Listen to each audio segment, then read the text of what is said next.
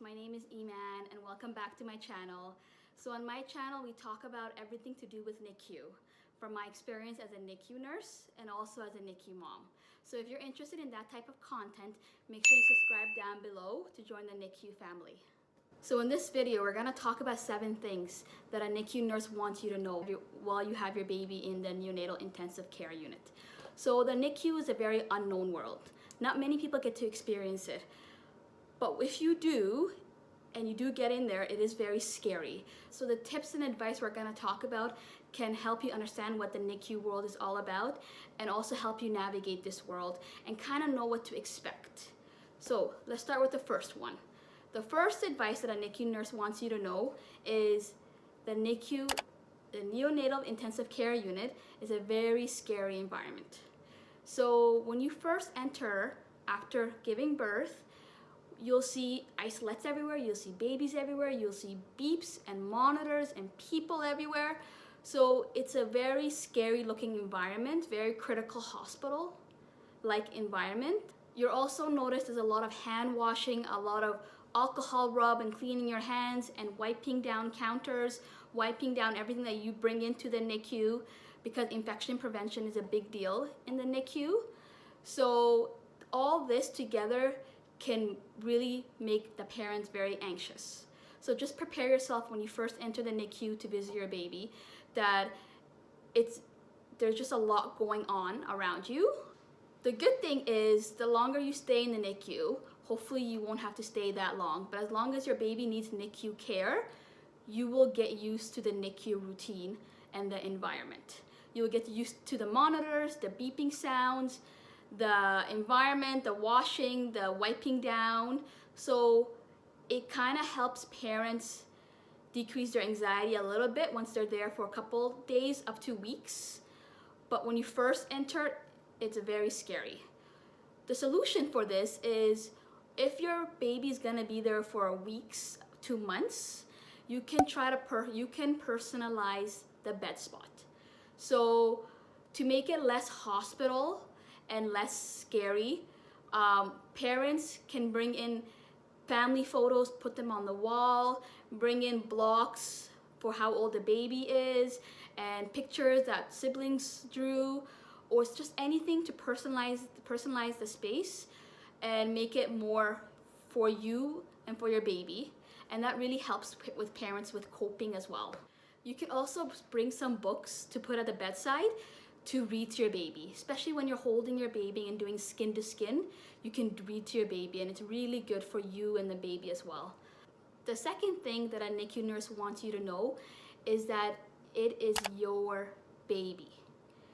It's your baby that's in that isolette. So when you first see your baby, it's very scary because there's a lot of tubes, there's a breathing machine, there's IV tubes, there's a lot of wires, there's just a lot going on that small baby's body. And so it's very scary and it just kind of feels like it's not even your baby anymore. You feel kind of disconnected when you first see your baby.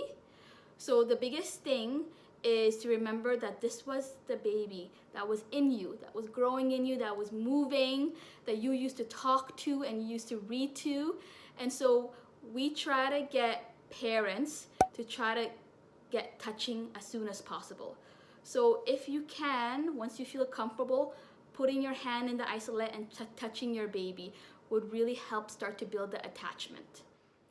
So touch is very important for any baby. So once you're ready, putting your hand in, containing the legs, containing the head, soft touch would really help start to build and improve the connection that you already have with your baby. Just to get used to being around your baby in this unique environment, get to know their routine, when they're eating, when their diaper changes are, and who their nurses are, who their doctor is. Get to know what's going around your baby so you have more of a control and understand who's taking care of your baby, when your baby eats, what medication they're on. So you have a better idea, so you can ask questions if you need, concerns you can bring up if you have any questions about your baby, because at the end of the day, it's your baby and you need to advocate for your baby and just know what's going on for your baby. The third thing the NICU nurse wants you to know is that there is no visiting hours in the NICU. Parents can come any time of the day they want to visit their baby. They can come at 2 a.m. if they want to hold their baby. They can come at 5 a.m. to feed their baby. So you can come any time. The thing is, even though there's no visiting hours, we still want parents, especially moms, to be able to take time to take care of themselves and recover. So even though there's no visiting hours, it's so easy to just stay the whole day and forget yourself. So it's very important that you want to be there to take care of your baby, to pump, to give skin to skin, to hold your baby. But at the same time, you need time for yourself to recover because you just gave birth to a baby. So your body needs to recover. So it's a delicate balance between being there for your baby, but also taking some time off to recover and take care of yourself. So yes, so there's no visiting hours. You can come anytime, but just don't forget about yourself, moms. The fourth thing is do skin to skin as soon as possible. So once the baby is stable and the baby is doing okay and you also feel well, skin to skin is really, really important. Research has shown that skin to skin helps with vital signs stability, helps with your baby's heart rate and breathing and oxygen. It also helps with their brain development. It helps with your milk production. It helps build attachment. So once you're ready and comfortable, you can do skin to skin. Skin to skin is not only putting them on the chest. At the beginning, that's very scary to do. You can start with touching. So putting your hand, both of your hand around them, one on their leg, one on their head, and just containing them. Skin to skin can also be putting them close to you in the isolette, so you bringing your chest close to the isolette. Skin to skin can also be you putting a little cloth, a little baby cloth on your chest, and then putting that on their face, just so they can smell the mom. So there's a lot of ways you can provide skin to skin instead of the actual kangaroo care. So just talk to your nurses about that. The fifth thing is that babies are so resilient. When you see babies in the NICU, they're so small and you think they're weak and they're so fragile. But the last 7 years working with premature babies or really sick babies, I've learned that when babies get sick, they heal really fast. They are really strong and they never give up and they just fight, fight, fight. So don't forget, mom and dad. If your baby is sick and just having a hard time right now, just remember they will get better. Babies are really strong. Their body heals so fast and they just fight and they will get through. And this leads me to my next advice, is that having a baby in the NICU is a roller coaster ride. You have some days that are amazing. Baby's doing so good, growing, eating, everything is going well.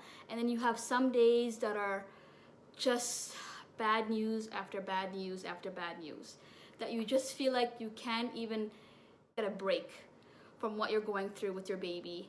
You just want to hold your baby and just cry in the corner because it's not getting better. To prepare yourself that there are going to be good days and there are going to be bad days. And with every good day, because they're small, they will get sick and there will come a bad day. But just remember, with a bad day, a good day will come. With every hardship comes ease. And these babies, even though they get sick, really sick, they do get better. With time, your baby will get better, will get stronger. But you just have to have that patience and that faith, because it will come. When you're in the moment, it just feels like it's not ending and things just keep happening. But just have faith, parents, mom and dad, and eventually your baby will heal, will recover, and hopefully you can take them home. What you can do as a parent is just try to be there for your baby. Try to contain them, try to do touching, talk, sing when they're going through this sickness. So just try to be there and support them. At the same time, mom and dad, you need time for yourself. So if it's the NICU world and what's going on with your baby stressing you out, take a day out. Take a day to be away, to stay home and recover, just so you can go back and be stronger for your baby and be there for your baby. Because if you're not feeling well and you're sick and stressed, it's hard for you to provide good care and support for your baby. So just make sure you take care of yourself as well. The last advice is consistency is key in the NICU. With babies, little changes will affect them big time. So little changes to their breathing machine, little changes to the way we feed them can really affect them, can either help improve or bring them backwards. So having consistent care, meaning consistent nurses, so try to choose nurses that you really like. In my NICU, they're called primary nurses. So you can choose certain nurses, you write their name down, and whenever they work, they will take care of your baby. So having a group of nurses, the same nurses taking care of your baby, similar doctors will already be taking care of your baby, feeding your baby a certain way, writing a board of things that your baby likes. So feeding them a certain way, holding them a certain way, because with babies that are given consistent care, they tend to do better, recover, and go home faster.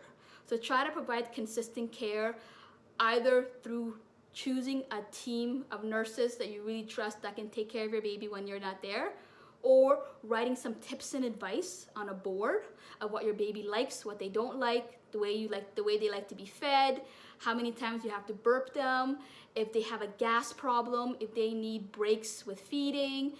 This will help provide consistent care throughout the board for your baby and hopefully can bring your baby home faster.